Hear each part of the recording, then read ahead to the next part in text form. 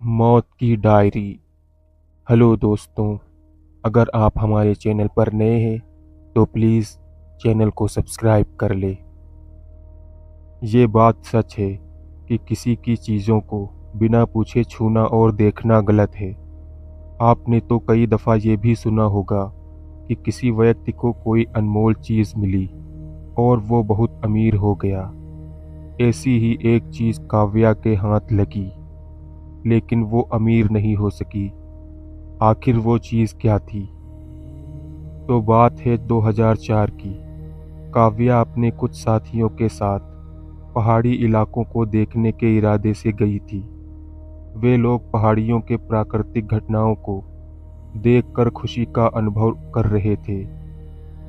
काव्या घूमते हुए अपने साथियों से थोड़ी दूर चली गई। उसकी नज़र सामने घनी झाड़ियों के बीच एक छोटी सी चीज पर पड़ी। काव्या सोचने लगी, आखिर ये चीज क्या है, जाकर देखती हूँ। काव्या ने देखा कि वो एक डायरी है जो पूरी तरह से सील है। काव्या समझ नहीं पा रही थी कि आखिर ये डायरी किसकी है और यहाँ कैसे आई। काव्या ने उस डायरी को उठाकर अपने पास रख लिया और इसकी जानकारी अपने साथियों को नहीं दी। रात को जब काव्या अपने घर को लौटी तो वो इसी सोच में थी कि आखिर डायरी में क्या है। शायद मुझे इसे खोलकर देखना चाहिए, पर क्या ये करना सही होगा? किसी की डायरी को छूना अच्छी बात तो नहीं, पर आखिर ये डायरी है किसकी? जब तक मैं इसे खोलूंगी नहीं, तब तक मैं जान नहीं पाऊंगी। ये सोचते सोचते रात से सुबह हो गई, पर काव्या उस डायरी को खोलने की हिम्मत नहीं जुटा पाई। पर अगली रात काव्या ने उस डायरी को खोलने का फैसला किया। डायरी में कैसे सच थे जो अभी काव्या के सामने आना बाकी थे। आखिर क्या था उस डायरी में जिसे काव्या शायद अपने सपने में भी नहीं सोच सकती थी। आखिर किस तरह की सच्चाई से काव्या रूबरू होने वाली थी। रात हो गई और काव्या उस डायरी को खोलने का प्रयास करने लगी। डायरी इस तरह से सील की हुई थी कि अगर थोड़ा भी जोर लगाया जाए तो वो फट सकती थी। पर काव्या ने धीरे धीरे उस डायरी को अच्छे से खोला। उसके हाथ कांप रहे थे। खुद काव्या भी नहीं समझ पा रही थी कि आखिर ये मेरे साथ क्या हो रहा है। और काव्या ने उस डायरी के पहले पन्ने को पढ़ा और उस पर लिखा हुआ था, मैं सागर हूँ, मेरा कोई नहीं इस दुनिया में। मैं हूँ कहाँ, मैं खुद नहीं जानता। मेरे माता पिता के मरने के बाद आज पहली बार मैं इस डायरी पे अपने डर, दुख और सुख के क्षणों को अक्षरों में व्यक्त करने जा रहा हूँ। सुबह सुबह मेरी नींद माँ की आवाज़ से खुली। नाश्ते का समय हो गया है, अब तो उठो, और कितनी देर सोए रहोगे। मैं आंखें मलता हुआ उठ गया और हाथ मुंह धोकर मैं माँ से मिलने रसोई घर में गया तो वहाँ कोई नहीं था। मेरी माँ वहाँ नहीं थी। मैंने अपने पिताजी को भी आवाज़ लगाई, पर वो भी घर पर नहीं थे। मुझे घबराहट होने लगी कि इतनी जल्दी वे कहाँ चले गए। मैंने इधर उधर आवाज़ लगाई, पर वो कहीं नहीं दिखे। मैं सोच रहा था कि थोड़ी देर पहले तो मेरी माँ ने मुझे आवाज़ लगाई थी और पल भर में कहाँ गायब हो गई, वो भी बिना बताए। मेरे घर के आसपास किसी और का घर भी नहीं था, तो आखिर वे कहाँ चले गए? ये बात सच थी कि इतनी जल्दी वे बाहर तो नहीं जा सकते। अगर वे घर में मौजूद हैं तो मुझे दिख क्यों नहीं रहे? अगर मैं किसी को ये बात बताऊं तो लोग मुझ पर हंसेंगे, और ये बात भी सच है। कोई कैसे हम पे यकीन करेगा कि अचानक मेरे माता पिता गायब हो गए? मैं यही सोच रहा था तभी जोर से खिड़की खुलने की आवाज़ आई और मेरी नींद खुल गई। मुझे यकीन नहीं हो रहा था कि ये मेरा सपना था। इस सपने से बाहर आकर मैं काफ़ी खुश था, क्योंकि इस सपने ने मुझे काफ़ी बेचैन कर दिया था। नींद खुलते ही मैंने खिड़की से बाहर झांका तो देखा कि बाहर जोर का तूफान आया हुआ है। तेज हवा चल रही है। धूल मिट्टी से बने कोहरे के सिवा बाहर और कुछ नहीं दिख रहा था। मैंने तुरंत उस खिड़की को बंद कर दिया और फिर माँ से मिलने उनके पास जाने लगा। पर ये क्या, माँ तो मुझे कहीं नहीं दिख रही थी और मेरे पिताजी भी कहीं नहीं दिख रहे थे। बिना बताए वो कहाँ चले गए। जब तक मैं सोया रहा, उसी बीच वो कहाँ चले गए। पर कैसे? मेरे सपने सच हो रहे थे। मैंने उन्हें इधर उधर बहुत ढूंढा, पर वो कहीं नहीं मिले। मैं बहुत बेचैन हो गया। सुबह से ढूंढते हुए दोपहर हो गई, पर वो लोग कहीं नहीं दिखे। आखिर ये मेरे साथ क्या हो रहा था? इस तरह की घटना आज तक मेरे साथ नहीं हुई। ये कैसे संभव है कि मेरे माता पिता अचानक गायब हो गए? मैंने घर का हर एक सामान देखा, पर वो एकदम उसी जगह पर था जैसे कि पहले। इसका मतलब था कि अगर वो कहीं गए भी तो अपनी ही मर्जी से। मैंने घर से दूर बाहर वालों से पूछा कि आपने कहीं उन्हें देखा है, पर वो लोग भी मना कर रहे थे। इस बात से मैं काफ़ी डर गया। मुझे घबराहट होने लगी कि ये क्या हो रहा है। मैंने सोचा कि रहने देता हूँ। हो सकता है वो कुछ ज़रूरी काम से कहीं गए होंगे, शायद रात तक वापस आ जाएंगे। हो सकता है कि कुछ ऐसे काम होंगे जिन्हें बताना उन्होंने हमें उचित नहीं समझा, क्योंकि आज तक उन्होंने ऐसा कभी नहीं किया। मुझे आज रात तक उनका इंतज़ार करना चाहिए। रात को मैं अपने बिस्तर पर आराम कर रहा था और धीरे धीरे मेरी पलकें बंद हो रही थी। तभी अचानक मुझे अपने कमरे में किसी के होने की आहट महसूस हुई। मैं तुरंत बिस्तर से नीचे उतरा और देखने लगा। मैंने सोचा लगता है कि मेरी माँ आ गई, चलो बाहर चलते हैं। जैसे ही मैं बाहर गया तो वहाँ कोई नहीं था। बाहर काफ़ी शांति थी। रात काफ़ी हो चुकी थी, पर अब तक वे लोग लौट नहीं पाए थे। मैं इस बात को पहले तो बहुत हल्के में ले रहा था, पर ये अब एक खौफ बन गया था और मुझे अंदर ही अंदर डरा रहा था। तभी अचानक मुझे किसी की चलने की आवाज़ सुनाई दी। मैंने हाथ में एक लैंप लिया और उसके पीछे पीछे जाने लगा। थोड़ी दूर जाने के बाद वो आवाज़ आनी बंद हो गई। मैंने इधर उधर नज़र घुमाया तो वहाँ एक बहुत ही गहरा कुआं दिखा। मैंने जैसे ही उस कुएं में झांका तो मेरे होश ही उड़ गए। उस कुएं में मेरे माता पिता की लाश तैर रही थी। मैं वहीं पर गिर गया। मेरे सपने में भी नहीं सोचा था कि मेरे साथ ऐसा भी कुछ हो सकता है। मुझे ये दिन देखने को मिल सकता है। मुझे समझ नहीं आ रहा था कि आखिर ये किसकी साजिश हो सकती है।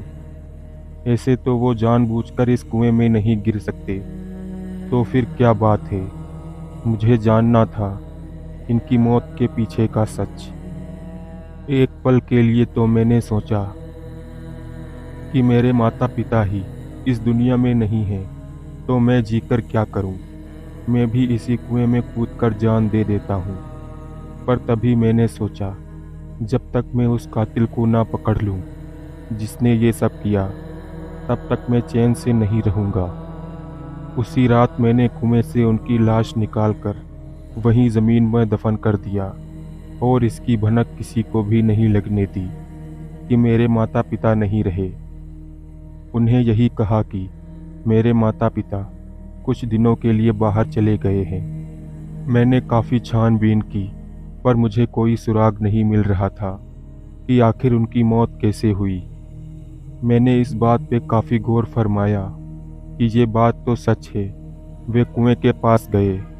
अगर उन्हें जबरन कोई ले जाता तो वे लोग चिल्लाते ज़रूर, पर ऐसा नहीं हुआ। तो इसका मतलब ये है कि वे उस कुएं के पास अपनी ही मर्जी से गए थे। पर सबसे अजीब बात ये थी कि वे उस कुएं में कूदे क्यों। बात यहीं तक खत्म नहीं हुई।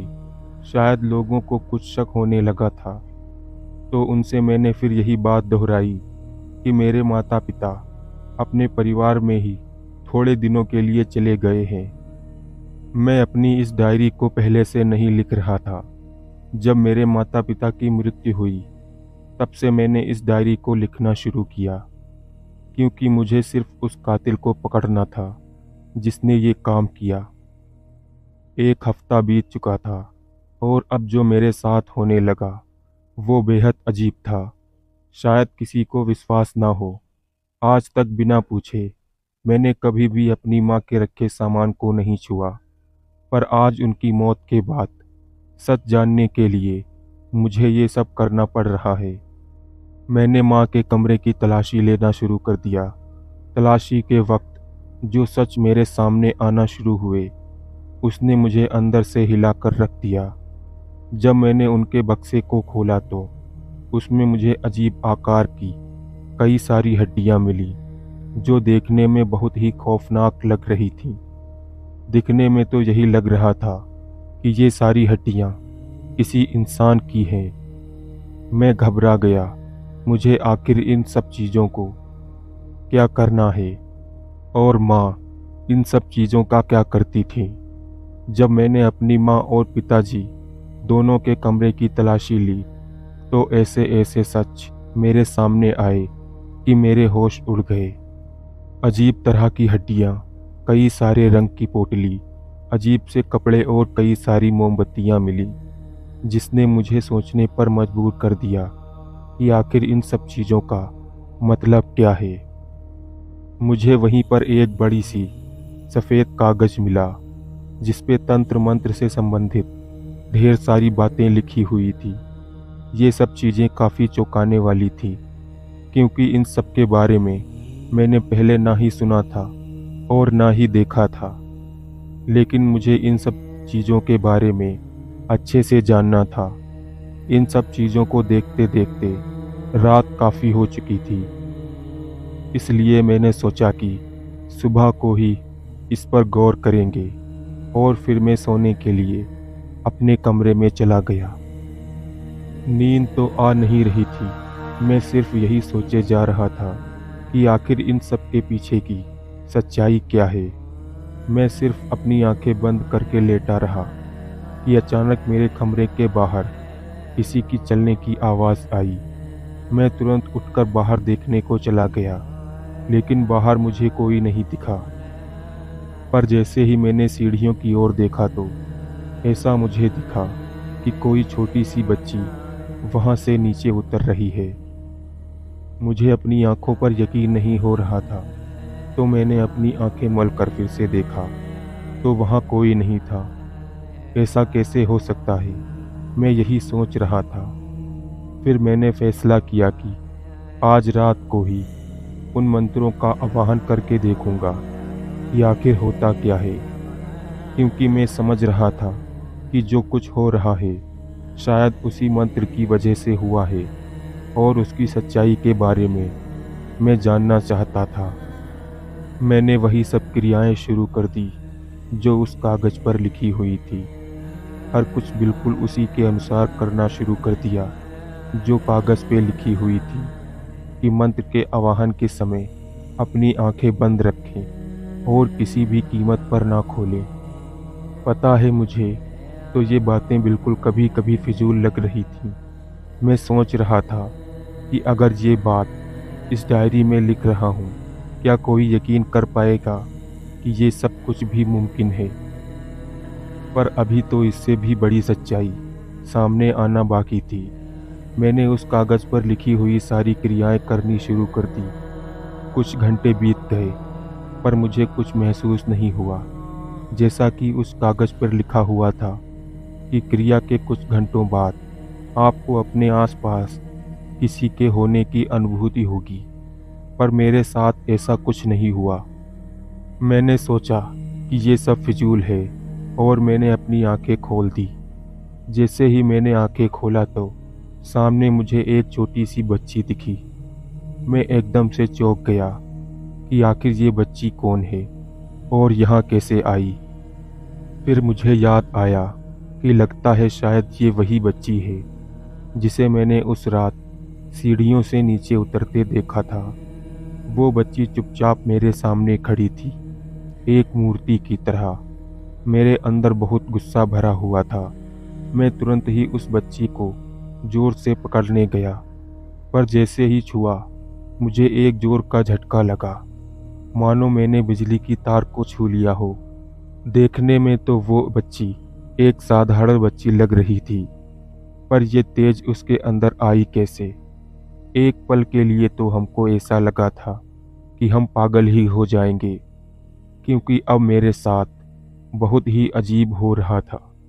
फिर सोचा कि कागज पर लिखी सारी बातें झूठ थी, क्योंकि मैंने आंखें खोल ली तो क्या हुआ, एक बच्ची सामने खड़ी थी। ये मनुष्य है, ना कोई प्रेत आत्मा। तुरंत ही मैंने उस बच्ची से पूछा कि तुम यहाँ कैसे आई और कौन हो तुम, और इतनी रात को मेरे कमरे में क्या कर रही हो। एक बात तो हमें परेशान कर रही थी कि आखिर ये अंदर आई कैसे। देखने में तो ये प्रेत आत्मा नहीं लग रही है। फिर मैंने सोचा कि जैसे ही सुबह होगी मैं इसे इसके घर छोड़ आऊँगा, और उस बच्ची को ठहरने के लिए मैंने एक कमरा दे दिया। वो बच्ची बहुत कम बोल रही थी।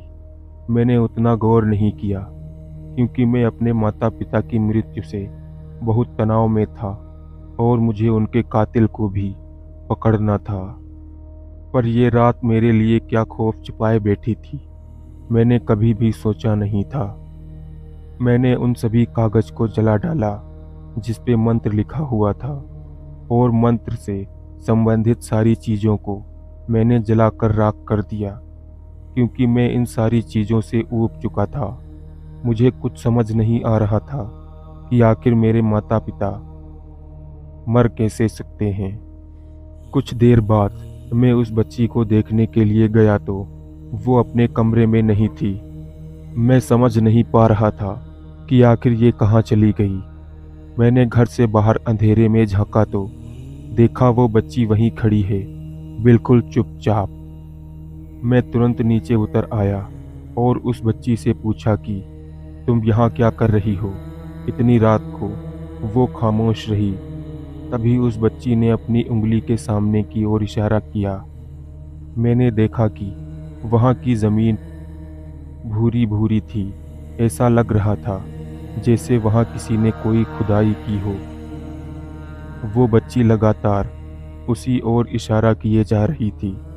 आखिर बात क्या थी, मैं ये जानने के लिए घर के अंदर से फावड़ा उठा लाया और उस बच्ची को कहा कि तुम पीछे हट जाओ, मैं इसे खोद कर देखता हूँ कि आखिर बात क्या है।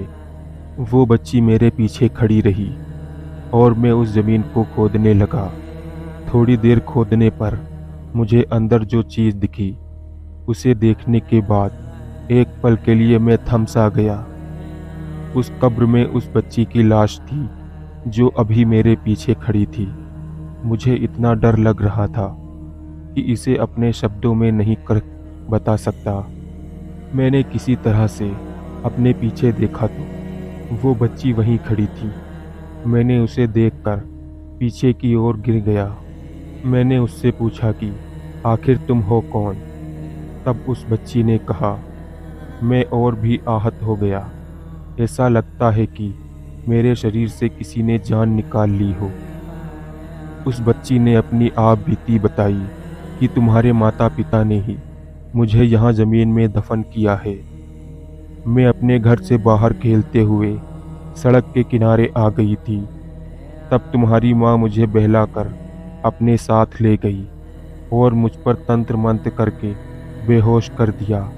और जब मैं जागी तो पाया कि मैं ज़मीन के नीचे हूँ, और जैसे ही मैं बाहर निकलना चाहती तो तुरंत बाहर आ गई।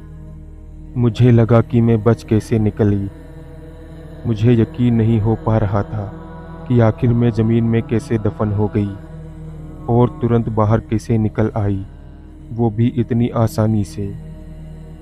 पहले तो मैं भागकर अपनी माँ के पास गई। वो बहुत खुश थी कि मैं बचकर आई हूँ। जैसे ही मैं अपने घर पहुंची तो वहाँ चित्कार मची हुई थी। मेरे घर वाले रो रहे थे। मैंने वहाँ पहुंचकर इधर उधर देखा तो चारों ओर बहुत भीड़ जमी हुई थी। मैं समझ नहीं पा रही थी कि आखिर लोग ऐसे क्यों रो रहे हैं, वो भी मेरे घर के सामने।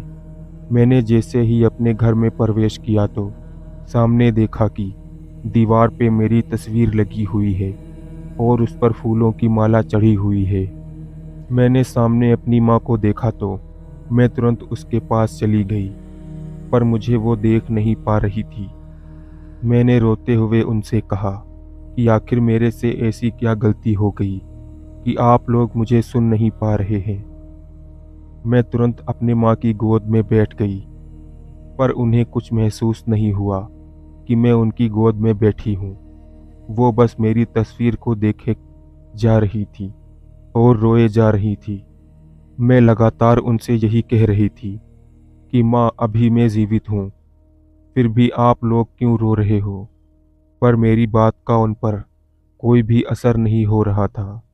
तभी अचानक एक व्यक्ति मेरे आर पार हो गया और मुझे कुछ भी नहीं हुआ। यहाँ तक मैं हिल तक नहीं पाई। फिर मुझे याद आया कि एक औरत मुझे अपने पास बुलाई थी और उसी ने ये सब किया था।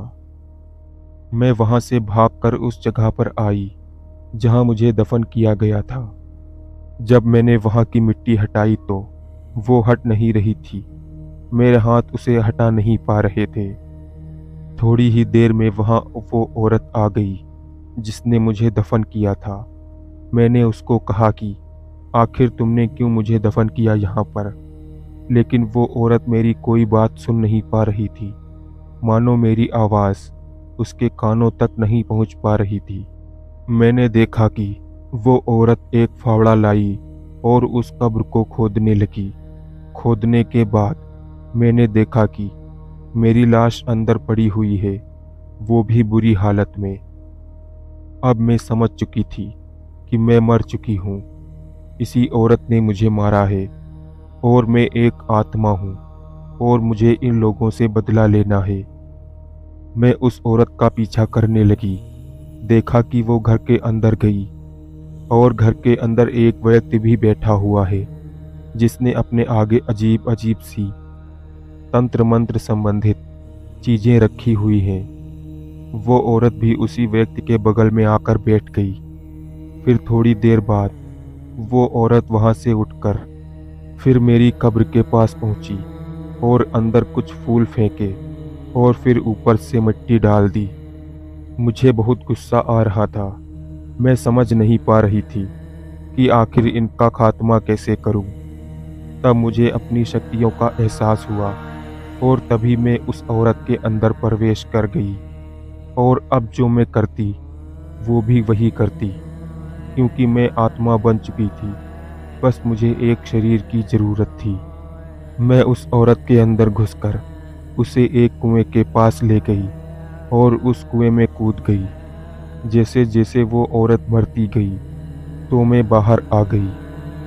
अब मुझे उस व्यक्ति को भी मारना था जिसे मैंने उस कमरे में देखा था। फिर मैं उस व्यक्ति के पास पहुंची जो तंत्र मंत्र कर रहा था। मैंने उसके साथ भी यही किया जो उस औरत के साथ किया था और दोनों को उस कुएं में डुबोकर मार दिया और मेरा बदला पूरा हुआ। और मैं ये जानना भी नहीं चाहती कि आखिर उन लोगों ने मुझे उस जमीन में क्यों दफन किया था। आज तुमने उन तंत्र मंत्र के कागज को जलाकर मुझे मुक्ति दे दी है और बस मेरी लाश को यहीं दफन रहने दो। और इतना कहकर वो बच्ची मेरी आंखों से गायब हो गई।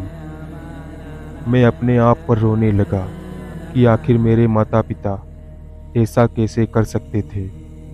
अब मुझे उनकी मौत का कोई दुख नहीं था, क्योंकि मौत की सजा उनके लिए कम थी। मैंने अपनी इस डायरी में सब कुछ लिखा है और अब मैं उसी को कुएं में कूदकर जान देने जा रहा हूँ। उस डायरी को मैं फेंक रहा हूँ। जो कोई भी इस डायरी को खोल कर पढ़ेगा उसकी हालत भी बहुत बुरी हो जाएगी। और यही गलती काव्या ने की और अब वो पूरी तरह से विकलांग हो चुकी है। पर काव्या ने इस कहानी को हमें बताया, जो आपको बहुत बड़ी बात है।